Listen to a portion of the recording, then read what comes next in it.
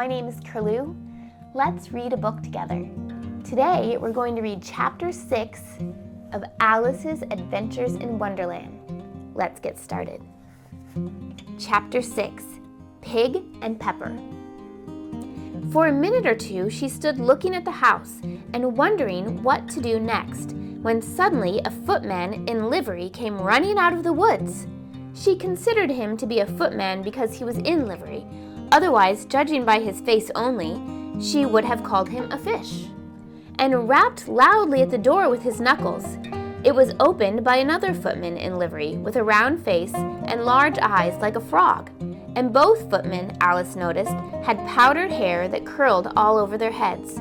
She felt very curious to know what it was all about and crept a little way out of the wood to listen. The fish footman began by producing from under his arm a great letter, nearly as large as himself, and this he handed over to the other, saying in a solemn tone, "For the Duchess, an invitation from the Queen to play croquet." The frog footman repeated in the same solemn tone, only changing the order of the words a little, "From the Queen, an invitation for the Duchess to play croquet." Then they both bowed low, and their curls got entangled together. Alice laughed so much at this that she had to run back into the wood for fear of their hearing her. And when she next peeped out, the fish footman was gone, and the other was sitting on the ground near the door, staring stupidly up into the sky. Alice went timidly up to the door and knocked. "There's no sort of use in knocking," said the footman, "and that for two reasons. First, because I am on the same side of the door as you. Secondly, because they're making such a noise inside, no one could possibly hear you." And certainly there was a most extraordinary noise going on within, a constant howling and sneezing, and every now and then a great crash, as if a dish or a kettle had been broken to pieces. "Please then," said Alice, "how am I going to get in?" "There might be some sense in your knocking," the footman went on without attending to her, "if we had the door between us. For instance, if you were inside, you might knock and I could let you out, you know." He was looking up into the sky all the time he was speaking, and this Alice thought decidedly uncivil. "But perhaps he can't help it," she said to herself. "His eyes are so very nearly at the top of his head. But at any rate, he might answer questions." "How am I to get in?" she repeated aloud. "I shall sit here," the footman remarked, "till tomorrow." At this moment the door of the house opened, and a large plate came skimming out, straight at the footman's head. It just grazed his nose and broke to pieces against one of the trees behind him. "Or next day, maybe," the footman continued in the same tone, exactly as if nothing had happened. "How am I to get in?" Alice asked in a louder tone. "Are you to get in at all?" said the footman. "That's the first question, you know." It was, no doubt, only Alice did not like it to be so. "It's really dreadful," she muttered to herself, "the way all the creatures argue. It's enough to drive one crazy." The footman seemed to think this a good opportunity for repeating his remark with variation. "I shall sit here," he said, "on and off, for days and days." "But what am I to do?" said Alice. "Anything you like," said the footman, and began whistling. "Oh, there's no use in talking to him," said Alice desperately. "He's perfectly idiotic." And she opened the door and went in. The door led right into a large kitchen, which was full of smoke from one end to the other. The Duchess was sitting on a three-legged stool in the middle, nursing a baby. The cook was leaning over the fire, stirring a large cauldron which seemed to be full of soup. "There's certainly too much pepper in that soup," Alice said to herself, as well as she could for sneezing. There was certainly too much of it in the air. Even the Duchess sneezed occasionally, and as for the baby, it was sneezing and howling alternately without a moment's pause. The only two creatures in the kitchen that did not sneeze were the cook and a large cat, which was lying on the hearth and grinning from ear to ear. please would you tell me," said Alice a little timidly, for she was not quite sure whether it was good manners for her to speak first, "why your cat grins like that?" "It's a Cheshire Cat," said the Duchess, "and that's why." "Pig!" She said the very last word with such violence that Alice quite jumped. But she saw in another moment that it was addressed to the baby and not to her, so she took courage and went on again. "I didn't know that Cheshire Cats always grinned. In fact, I didn't know that cats could grin." "They all can," said the Duchess, "and most of them do." "I don't know any that do," Alice said very politely, feeling quite pleased to have gotten into a conversation. "You don't know much," said the Duchess, "and that's a fact." Alice did not like the tone of this remark and thought it would be as well to introduce some other subject of conversation. While she was trying to fix on one, the cook took the cauldron of soup off the fire and at once set to work throwing everything within her reach at the Duchess and the baby. The fire irons came first, then followed by a shower of saucepans, plates, and dishes. The Duchess took no notice of them even when they hit her, and the baby was howling so much already that it was quite impossible to say whether the blows hurt it or not. "Oh, please mind what you're doing," cried Alice, jumping up and down in agony of terror. "Oh, there goes his precious nose!" as an unusually large saucepan flew close by it and very nearly carried it off. "If everybody minded their own business," the Duchess said in a hoarse growl, "the world would go round a deal faster than it does." "Which would not be an advantage," said Alice, who felt very glad to get an opportunity of showing off a little of her knowledge. "Just think of what work it would make with the day and night. You see, the earth takes 24 hours to turn round on its axis." "Talking of axes," said the Duchess, "chop off her head." Alice glanced anxiously at the cook to see if she meant to take the hint, but the cook was busily stirring the soup and seemed not to be listening, so she went on again. 24 hours, I think, or is it 12? Oh, don't bother me," said the Duchess. "I never could abide figures." And with that she began nursing her child again, singing a sort of lullaby to it as she did so, and giving it a violent shake at the end of every line. "Speak roughly to your little boy and beat him when he sneezes. He only does it to annoy because he knows it teases." While the Duchess sang the second verse of the song, she kept tossing the baby violently up and down, and the poor little thing howled so that Alice could hardly hear the words.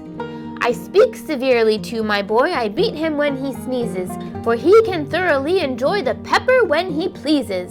"Here, you may nurse it for a bit, if you like," the Duchess said to Alice, flinging the baby at her as she spoke. "I must go and get ready to play croquet with the Queen," and she hurried out of the room. The cook threw a frying pan after her as she went out, but it just missed her. Alice caught the baby with some difficulty, as it was a queer-shaped little creature, and held its arms and legs in all directions, just like a starfish, thought Alice. The poor little thing was snorting like a steam engine when she caught it, and kept doubling itself up and straightening itself out again, so that altogether, for the first minute or two, it was as much as she could do to hold it. As soon as she had made out the proper way of nursing it, which was to twist it up into a sort of knot, and then keep tight hold of its right ear and left foot so as to prevent its undoing itself, she carried it out into the open air. "If I don't take this child away with me," thought Alice, "they're sure to kill it in a day or two. Wouldn't it be murder to leave it behind?" She said the last words out loud, and the little thing grunted in reply. It had left off sneezing by this time. "Don't grunt," said Alice. "That's not at all a proper way of expressing yourself."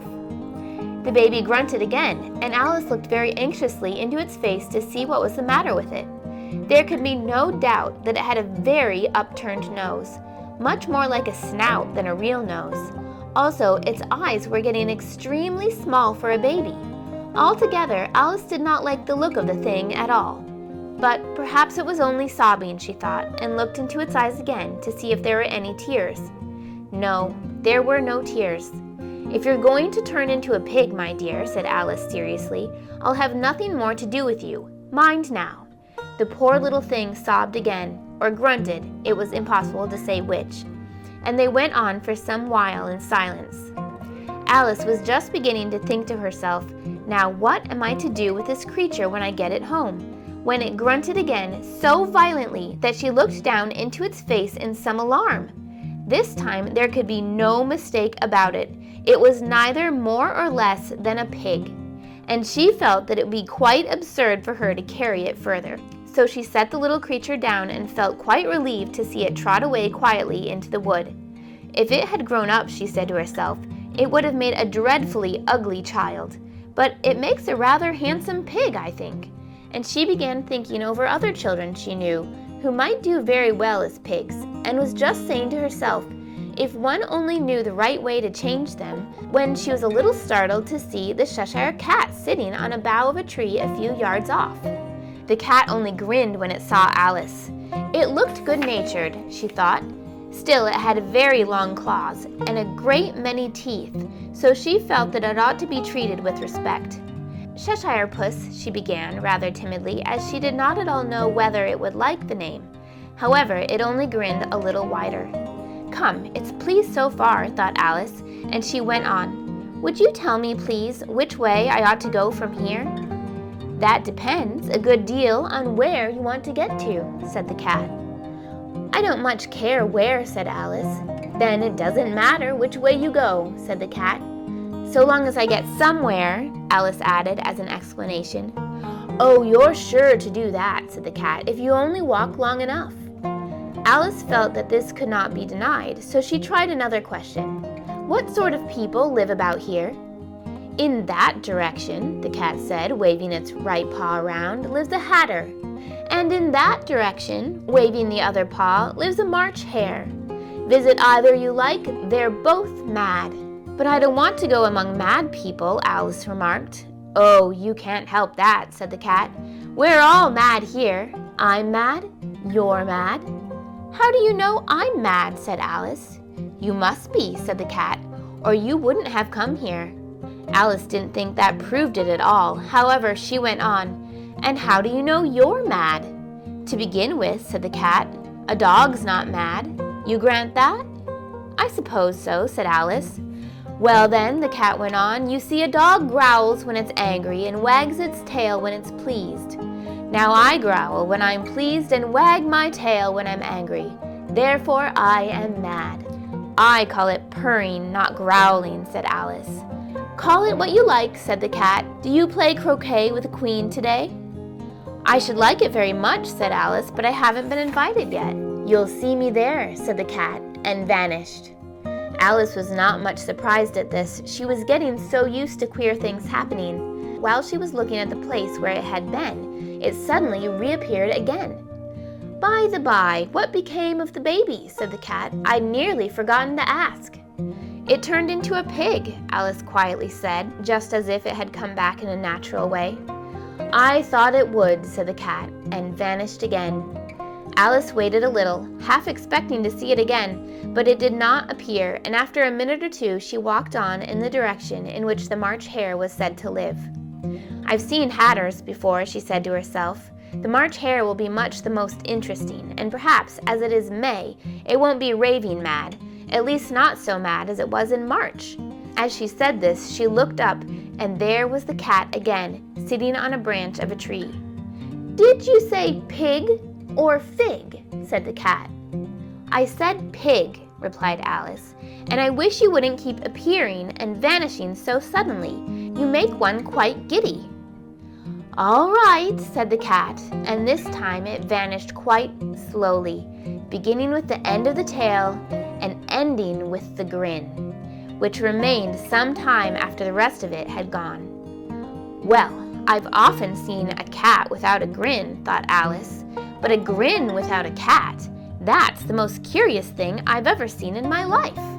She had not gone much further before she came in sight of the house of the March hare.